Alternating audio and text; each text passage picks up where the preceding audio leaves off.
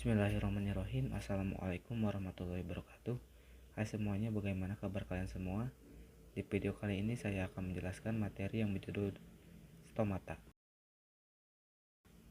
Sebelumnya perkenalkan, nama saya Epri Fitriansa, nomor induk mahasiswa 2119200015. Program Studi Pendidikan Biologi kelas 2B.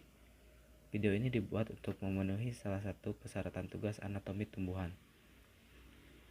Dosen pengampu Ibu Hajah Jeti Rahmawati IRMP dan Bapak Peri Bahtiar SPD MSI.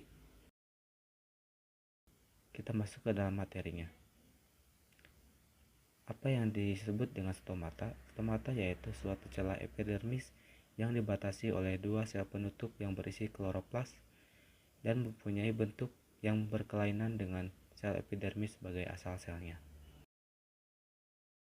Pada stomata diampit oleh dua sel penjaga yang terdiri dari dinding sel, vakuola, nukleus, dan kloroplas. Sel penjaga mengontrol diameter stomata dengan cara mengubah bentuk dengan menyempitkan dan melebarkan celah yang berada di tengahnya. Ketika sel penjaga mengambil air melalui osmosis, sel penjaga akan melebar sehingga stomata nantinya akan terbuka. Sedangkan ketika kehilangan air, sel penjaga akan menyempitkan dan menutup, sehingga nantinya stomata akan tertutup. Lalu kita masuk kepada fungsi stomata. Fungsi stomata yang pertama adalah sebagai jalan masuk dan keluarnya CO2 atau karbon dioksida maupun O2 atau oksigen dari udara pada waktu proses fotosintesis dan respirasi. Yang kedua, jalan masuknya unsur hara yang diberikan melalui daun. Dan yang terakhir adalah sebagai jalan penguapan atau transpirasi. Transpirasi stomata terdiri siang hari, yaitu stomata akan terbuka, dan kutikular pada malam hari, stomata akan tertutup. Lalu, mengapa pada stomata dapat membuka dan menutup? Membuka dan menutupnya stomata dipengaruhi oleh cahaya matahari, kehilangan karbon dioksida, dan yang terakhir dipengaruhi oleh tekanan turgor. Lalu, apa yang dimaksud dengan tekanan turgor tersebut? Tekanan turgor adalah tekanan yang mendorong membran terhadap dinding sel oleh isi sel tersebut. Lalu kita masuk kepada faktor penyebab terbukanya dan tertutupnya stomata. Gerak nasti adalah gerakan yang dilakukan oleh sel penutup. Gerak nasti dibagi menjadi 4. Yang pertama, gerak termonasti, dipengaruhi oleh suhu. Yang kedua, gerak hidronasti, dipengaruhi oleh air. Yang ketiga, gerak fotonasti, dipengaruhi oleh cahaya. Dan yang terakhir, gerak kemonasti, dipengaruhi oleh zat kimia. Yang pertama, termonasti. Termonasti adalah gerak nasti yang disebabkan oleh rangsangan suhu.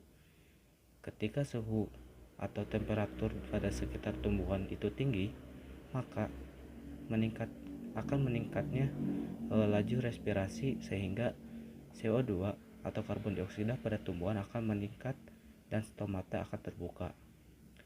Namun sebaliknya, ketika suhu atau temperatur pada sekitar tumbuhan merendah, maka pH ikut turun dan stomata pun akan tertutup. Lalu ada hidronasti. Hidronasti adalah gerak nasti pada tumbuhan yang disebabkan oleh rangsangan air. Jika tumbuhan yang kekurangan air, maka potensial air pada daun akan turun dan sel penutupnya juga turun, yang mengakibatkan stomata akan tertutup. Tetapi apabila tumbuhan memiliki banyak air atau kandungan air, maka potensial air pada daun tersebut akan naik dan sel penutupnya juga akan naik. Begitu juga mengakibatkan stomata akan terbuka. Lalu yang ketiga adalah fotonasti. Fotonasti adalah gerak nasti pada tumbuhan yang disebabkan oleh rangsangan cahaya matahari. Cahaya matahari sendiri merangsang sel penutup untuk menyerap ion K+ dan air sehingga nantinya stomata akan terbuka. Pada saat pagi hari dan cahaya matahari tinggi, stomata akan terbuka karena memicu terjadinya penyerapan ion. Sedangkan pada malam hari, tepatnya tidak ada cahaya sinar matahari, stomata akan tertutup. Lalu yang terakhir adalah kemonasti. Bahan kimia yang berkaitan dengan faktor terbuka dan tertutupnya stomata yaitu karbon dioksida. Pada karbon dioksida, tekanan parsial karbon dioksida yang rendah dalam daun akan menyebabkan pH sel menjadi tinggi. Pada pH tinggi yaitu kisaran 6-7 akan merangsang penguraian pati menjadi gula, sehingga nantinya stomata akan terbuka. Mungkin cukup sekian video dari saya.